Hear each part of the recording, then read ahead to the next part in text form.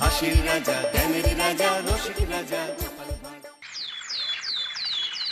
গিন্নি, দেখো প্রকৃতির শোভা দেখো। কৃষ্ণনগর থেকে বেরিয়ে কটা দিন বেশ ভালো কাটছে, কি বলো? তা যা বলেছো, কাটছে তো ভালোই, কিন্তু ওদিকে কি হচ্ছে কে জানে। ওদিক বলতে? ওদিকে বলতে তোমার কৃষ্ণনগর, তোমার মহারাজ। ছাড় তো গিন্নি, আমি সবেতন ছুটি নিয়ে তবে এসেছি, আর আমার এই ছুটি নেওয়া নিয়ে মহারাজের কোনো আপত্তি ছিল না গিন্নি। কিন্তু ওই মন্ত্রী মশাই। ছেড়ে দাও তো গিন্নি, তীর্থ করতে এসেছো, পুরনো কথা মনে করো না। এখানে আমরা পুণ্য চাইতে এসেছি গিন্নি। চলো এবার ফেরা যাক। তুমি যাও, আমি আর একটু পরে আসছি, আর একটু থাকি। বেশ মিষ্টি ঠান্ডা ঠান্ডা হাওয়া বইছে। বেশ, আমি সরাইখানায় গেলাম তাহলে। হ্যাঁ,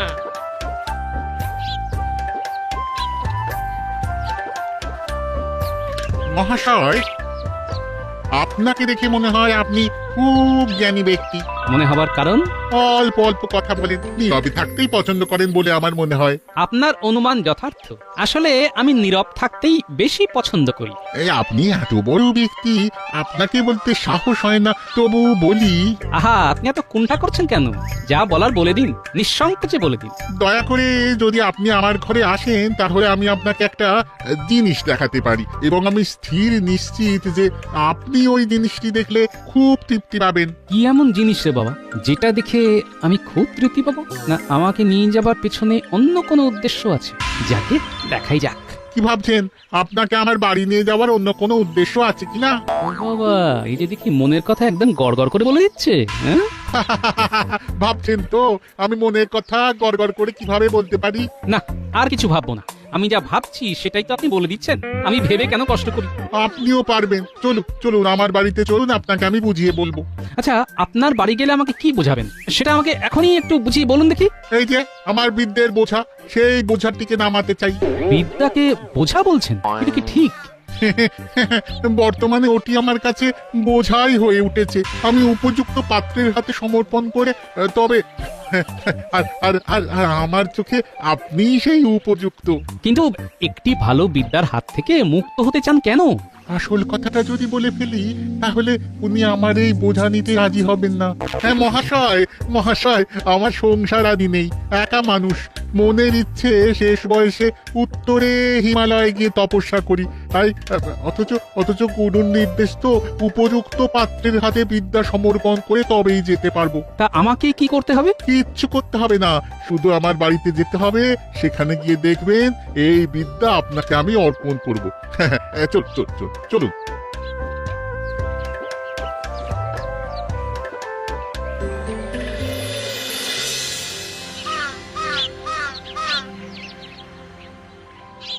আহ, আজ কতদিন হয়ে গেল গোপাল নেই। গোপাল নেই মানে তো রান্নায় নুন নেই, পায়েসে মিষ্টি নেই। মহারাজের আদিক্ষেতা দেখে আর বাঁচি না।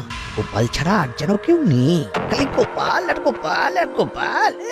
সে এখন সবেতন ছুটি উপভোগ করছে। সেটাই তো মহারাজ বুঝতে পারছেন না। উনি ছুটি উপভোগ করছেন আর ভেবে মরছেন মহারাজ। কেউ কারো নয় মহারাজ, কেউ কারো নয়। তুমি চুপ করো তো মন্ত্রী। একটু সুযোগ পেয়েছো, অমনি গোপালের পেছনে কথা বলতে শুরু করেছো। পেরেছো কোনোদিন গোপালের মুখে মুখ লাগিয়ে কথা বলতে? গোপাল দেয় ধুয়ে আর মন্ত্রী পড়েন শুয়ে। বাবা কবি, আরে এসব কি হচ্ছে? তুমি ভুলে যাচ্ছ যে আমি মন্ত্রী। কবি, সব কি আছে যে গোপাল কথায় কথায় মন্ত্রীকে ধুয়ে দেয়, কিন্তু মন্ত্রী শুয়ে পড়ে, এটা কিন্তু সত্যি নয়। মন্ত্রী আমাদের বুক চিতিয়ে লড়ে, পারেন না তবু লড়েন। পারি না কিন্তু লড়ে যাই, আমি মন্ত্রী মশাই। হারি না তবু হেরে যাই, আমি মন্ত্রী মশাই। আমিও দেখে নেব। আমাকে এখনো চিনতে পারেননি মহারাজ। ছবল যখন দেব তখন বুঝবেন গোপাল এখন নেই। এই সুযোগটা এবারে নিতে হবে। যেখানেই থাকুক গোপাল বেশ মজাতেই আছে। আপনি আপনি আপনি দাওয়াতে বসুন কেমন? হ্যাঁ, আমি বিদ্যা সমর্পণের ব্যবস্থা করছি। আচ্ছা, আপনি কি জানেন আমি কে, কি আমার পরিচয়? সব জানি।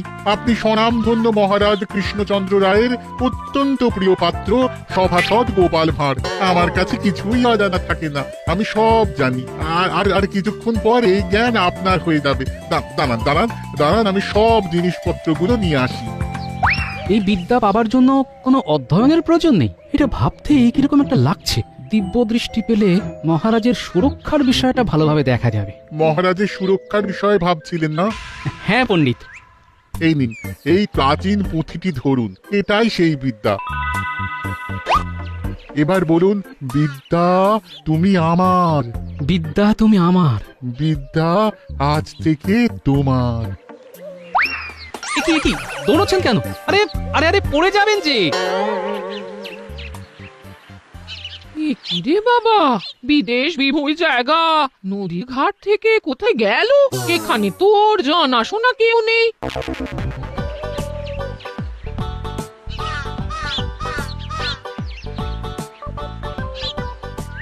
কি গো, এত দেরি হলো?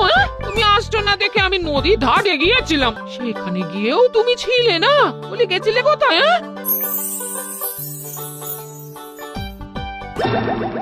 যা, মেয়েটার হাত থেকে বাচ্চাটা নদীতে পড়ে গেল। ইস, আপনি এখান থেকে দেখতে পাচ্ছেন? মেয়েটার হাত থেকে বাচ্চা নদীতে পড়ে গেল? তাই তো দেখলাম, স্পষ্ট দেখলাম মেয়েটার হাত থেকে বাচ্চাটা পড়ে গেল। বাচ্চাটা বেঁচে গেছে। কি গো, কিসব উল্টো পাল্টা বকছো? এ মেয়ে কোথায় পড়লো? পড়লো আবার বেঁচে গেল? হ্যাঁ, আমি দেখতে পাচ্ছি গিন্নি। এও কি সম্ভব নাকি? সব দেখতে পাচ্ছে। দূর, ভুল আর বকছে। চলো তো আমরা আমাদের কাজে যাই। যা বলেছো।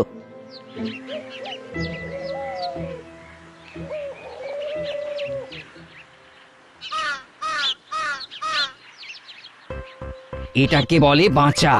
রাখেন হই তোমার একে। হাত থেকে বাচ্চাটা পড়ে গেল, কিন্তু কিচ্ছু হলো না। দেখেছো? কোথায় হয়েছে? নদীতে।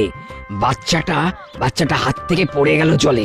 আমরা তো চিৎকার করে উঠেছিলাম, গেল গেল। তারপর কি হলো? মেয়েটার কি হলো? মেয়েটা ভালো আছে তো? হ্যাঁ হ্যাঁ হ্যাঁ, বেশ ভালো আছে। চাপ বাবা, ওদের আবার কি হলো? দুজনে দৌড়ে কোথায় যাচ্ছে? চলো তো দেখি।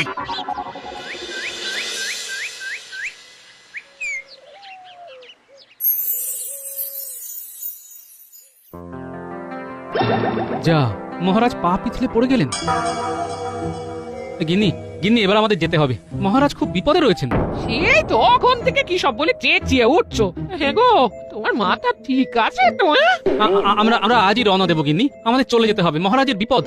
নাও গিন্নি সব গুছিয়ে নাও। আমাদের এক্ষুনি কৃষ্ণনগর যেতে হবে। আপনাদেরও যেতে দেবো না ঠাকুর, কৃষ্ণনগর যেতে হবে না। আপনারা দুজন আমাদের এই হৃদয়নগরে আজীবন থেকে যান। হে ঠাকুর, আমার ভবিষ্যতে কি আছে একটু বলে দিন না। সময় একদম খারাপ চলছে। এই, এসব কি বলছো গো? তুমি আবার কবে থেকে ত্রিকালজ্ঞ হলে গো? মা, এ আমার কি সর্বনাশ হলো গো? আরে গিন্নি, করো কি? হাত তো কেন? তোমাকে বললাম না, জিনিসপত্র বাঁধা চাঁদা করো, আমাদের ফিরতে হবে। ফিরতে হবে বললেই ফেরা যায়? সে আপনি যান, ঠাকুরকে আমরা আমাদের হৃদয়নগরে রেখে দেবো। রেখে দেবো বললেই হলো? আমার স্বামীকে তোমরা রেখে দেবার কে? আমরা তো বাবার ভক্ত, বাবা কি ভক্তদের ডাকে সাড়া দেবে না? ও বাবা, তোমার দিনহীন ভক্তদের তুমি ছেড়ে চলে যাবে? আরে এসব কি হচ্ছে? কি হলো? আপনি ওই রকম দৌড়ে এলেন কেন? এ বাবা যে সে বাবা নয়, একদম ত্রিকালজ্ঞ। মানুষের ভূত ভবিষ্যৎ সব বলে দিচ্ছেন। আরে একটু আগে নদীতে বাচ্চা পড়ে যাওয়ার ঘটনা উনি দেখতে পেয়েছিলেন। আপনার মেয়ের বিয়ে এই মাসেই হবে। বাড়ি যান, পাত্র দেখতে আসছে। সত্যি? বাবা, আমার কি হবে বাবা? একটু ভালো করে দেখে একটু বলে দিন বাবা। আবার যখন দেখতে পাবো তখন বলবো। এখন আমাকে যেতে দাও দেখি। কোথায় কোথায় যাবে যাবে বাবা? বাবা? আমাদের ছেড়ে কোথায় যাবে? আমরা আপনাকে ছেড়ে দেব না। কি সর্বনাশ! এবার কি হবে? না, কিছু একটা ব্যবস্থা করতেই হবে।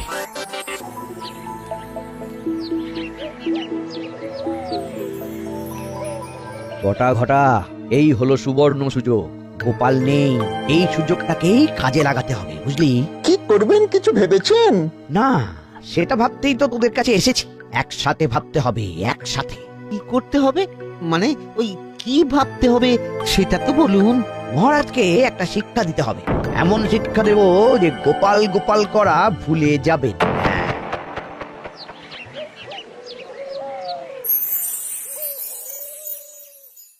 আবার কি কিছু দেখতে পেলে নাকি? মহারাজের খুব বিপদ গিন্নি।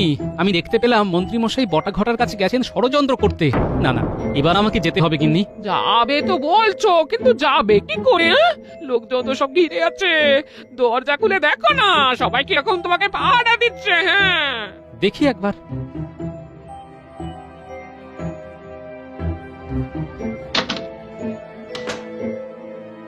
জয় জয় কালক্রমা বাবার জয়। বাবা সকালে বলেছিলেন মেয়েকে দেখতে আসবে, এসেছিল, ভালো পাত্র, বিয়ে ঠিক হয়ে গেছে। জয় ত্রিকালজ্ঞ বাবা জয়। জয় জয় ত্রিকালজ্ঞ বাবা জয়। আচ্ছা আচ্ছা আচ্ছা, সবার সব কথা বলবো, কিন্তু আমাকে একটু একা থাকতে দিতে হবে। নির্জনে ভাবলে মাথাটা খোলতাই হবে। তোমাদের কথা আরো বেশি বেশি ভাবতে পারবো। আমার কথাটাও ভাবেন বাবা, আমিও আপনার একটা সন্তান। আচ্ছা আচ্ছা, সবার কথাই ভাববো। আমাকে ভাববার সময় আর অবকাশ দিতে হবে তো, আমাকে একা থাকতে দিতে হবে। ঠিক আছে, আমরা কিছু সময়ের জন্য আপনাকে একা ছেড়ে দিলাম। এই এই চলো চলো চলো, সবাই চলো, বাবাকে একটু একা থাকতে দাও। গিন্নি, তোমার সব বাঁধা ছাড়া হয়েছে? ও হ্যাঁ, সব তৈরি আছে সব। চলো চলো চলো, সব নিয়ে এবার ভাগি। আর দেরি করলে বিপদ গিন্নি। এখন ভালোই ভালোই বেরিয়ে পড়লে কাল সকাল সকাল পৌঁছে যাব। হ্যাঁ চলো।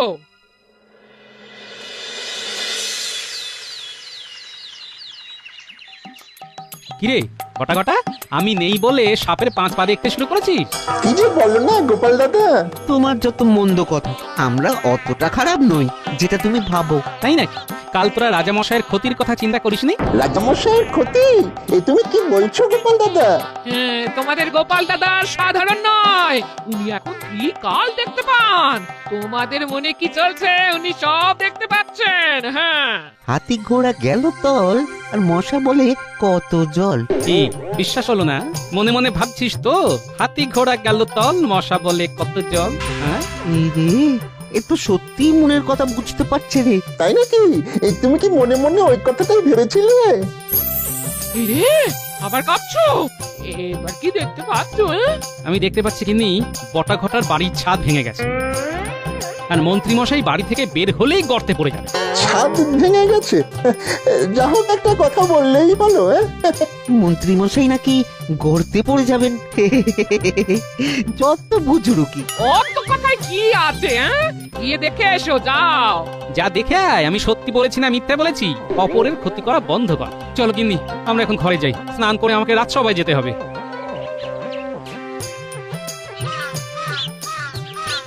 ঘটা, গোপাল দাদার কথাগুলো যেন কেমন কেমন না? গোপাল দাদা সত্যি ত্রিকালজ্ঞ হয়ে গেছে নাকি রে? ওই লাগলে তুক আর না লাগলে তাক। এই চল বাড়ি যাই, দেখি আমাদের বাড়ির ছাদ সত্যি ভেঙেছে না আস্ত আছে। চল।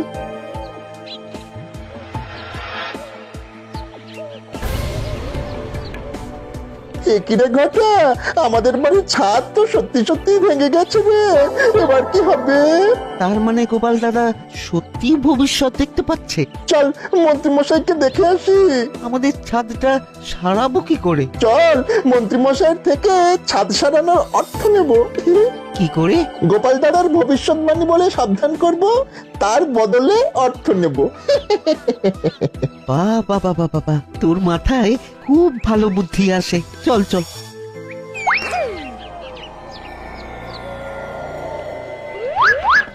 ঘটা, নে দুজনে মিলে মন্ত্রীমশাইকে ডাকি।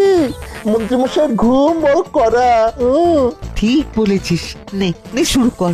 মন্ত্রী মশাই, ও মন্ত্রী মশাই। এই শুনছো, তোমার বটা ঘটা এসেছে, তোমাকে ডাকছে। এই মন্ত্রীমশাই, ও মন্ত্রীমশাই, খুব বিপদে আছি। গোপাল দাদা চলে এসেছে। কি বললো? গোপাল ফিরে এসেছে এত তাড়াতাড়ি?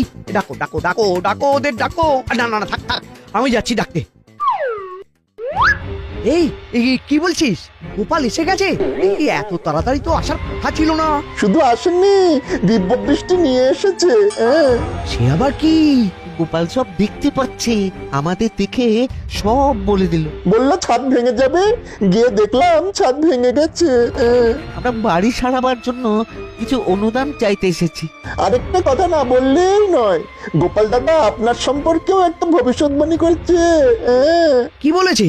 বলেছে আপনি ঘর থেকে বেরোলেই গর্তে পড়ে যাবেন। যত ভুলভাল চিন্তা। ধ্যাৎ, গোপাল চালাকি করছে। গোপালের মাথায় কুবুদ্ধির একটা আস্ত কারখানা আছে, সেটা জানো না?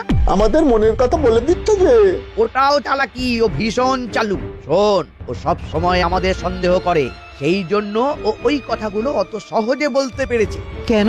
আরে আমরা শয়নে স্বপ্নে নিদ্রায় জাগরণে সবসময় কিভাবে গোপালের ক্ষতি করা যায়, মহারাজের ক্ষতি করা যায়, তাই আন্দাজে ঢিল মেরেছে। আর তোরা অমনি উগড়ে দিয়েছিস। আর ছাদ ভাঙার ব্যাপারটা ওটাও একটা ঘটে গেছে। তোদের কতদিন বলেছি যে আম গাছের ওই শুকনো ডালটা কেটে দে, তোরা শুনিসনি। সেসব ঠিক আছে, কিন্তু আমাদের ছাদটা সারাই করবার জন্য কিছু অর্থ দিতে পারেন? দেখছি এখন এই সাত সকালে অর্থ করিস না তো। বাড়ি যা। তোরাও বুজরুকি দিয়ে আমার থেকে মোহর বার করতে চাস? তোরা এখন যা যা যা। সে না হয় যাচ্ছি, কিন্তু আপনিও সাবধানে থাকবেন, গর্তে না পড়েন। চল ঘটা। আমাকে বোকা পেয়েছে। ওরা যা বলবে আমাকে তাই বিশ্বাস করতে হবে। গিনে গিনে দাও বাজারে থলি দাও, বাজারটা করে আসি।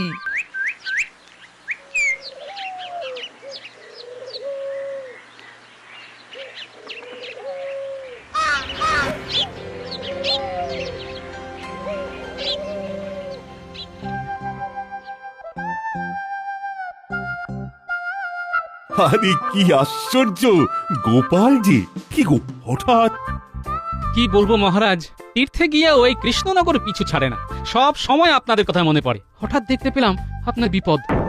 আমার বিপদ তুমি দেখতে পেলে? হ্যাঁ মহারাজ, দিব্য দৃষ্টিতে দেখতে পেলাম যে মন্ত্রীমশাই বটা ঘটাকে নিয়ে আপনার বিরুদ্ধে ষড়যন্ত্র করছে। তুমি দিব্য দৃষ্টি পেয়েছো? পেয়েছি মানে তার জ্বালা আমি হাড়ে হাড়ে বুঝছি।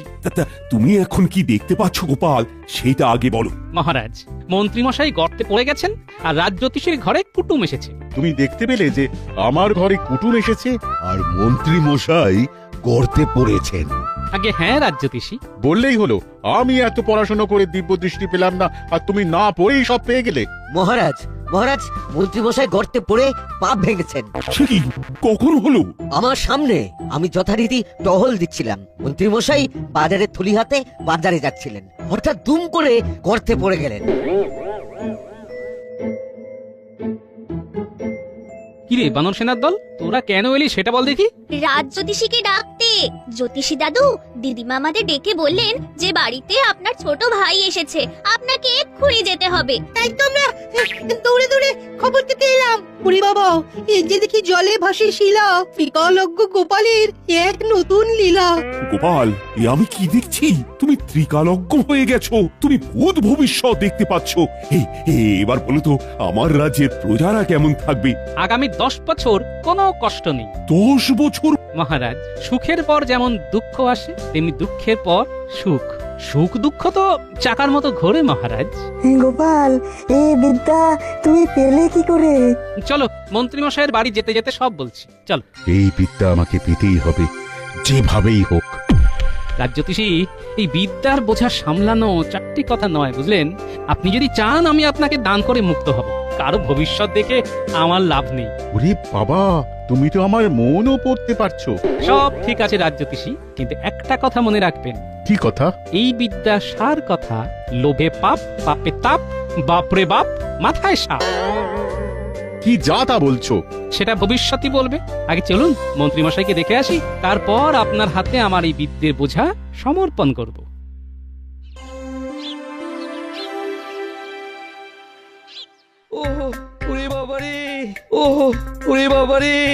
ওরে বাবারে, কি সর্বনাশের কথা গো! এ তো মুখ নয়, এ তো কামান। ওরে বাবারে, খুব ব্যথা করছে। আমি ভালো করে তেল হলুদ মাখিয়ে দিচ্ছি, ব্যথা কমে যাবে। আপনাকে তো বললাম গোপাল দাদা অলৌকিক ক্ষমতার অধিকারী। আমিও বলেছিলাম, কিন্তু তুমি বিশ্বাস করোনি। আর কোনো অন্যায় করা যাবে না, গোপাল দাদা সব বুঝে যাবে। এটা আমাকে পেতেই হবে। এটা আমার কাছে এলেই আমি সর্বশক্তিমান হয়ে যাব। না, এই বিদ্যা রাজ জ্যোতিষীকে দেওয়া যাবে না। ইনি এই বিদ্যার অপপ্রয়োগ করবেন। মহারাজ, গল্পে গল্পে মন্ত্রী মশাইয়ের বাড়ি চলে এলাম। তুমি মহারাজের ক্ষতি চাও, তাই ভগবান তোমাকে এই শাস্তি দিয়েছেন। কি হে মন্ত্রী, আমার সর্বনাশ করতে গিয়ে শেষে নিজেই গর্তে পড়লি। আমার খুব ভুল হয়ে গেছে মহারাজ। ভুল যখন হয়েছে তখন প্রায়শ্চিত্ত করো। আমার খাবে, আমার পড়বে, আবার আমার বুকের উপরে উঠে বসে কিল মারবে। এটা তো হবে না মন্ত্রী। মহারাজ, মহারাজ, আমি আপনাকে কথা দিচ্ছি, মন্ত্রীকে সুপথে আমি ফেরাবো। সেটা কি সম্ভব হবে গিন্নিমা? এটা কি ভবিষ্যৎ দেখে বললে গোপাল? যার 9 হয় না তার 90তেও হবে না, এটা বলতে ত্রিকালজ্ঞ হতে হয় না। তাহলে এবার এই বিদ্যাটা আমাকে দান করার ব্যবস্থা করো। রাজজ্যোতিষী, আমি কোনো নির্লোভ ব্যক্তির হাতে এই বিদ্যা দেব, আপনাকে দেব না। কারণ আপনার মনে লোভ, আপনি কৃষ্ণনগরের ক্ষতি করবেন, এটা আমি দেখতে পাচ্ছি। তাই যতক্ষণ না আমি নির্লোভ কোনো লোক পাবো, এই বিদ্যা আমি আমার কাছেই রেখে দেব। খুব ভালো প্রস্তাব, এটা এখন তোমার কাছেই রেখো। মহারাজ, আমাকেও আপনি আপনার কাছেই রাখুন মহারাজ। সেটা ভেবে দেখব। আপাতত রাজবৈদ্য মন্ত্রী চিকিৎসা শুরু করো। হাসির রাজা, জ্ঞানের রাজা, রসিক রাজা।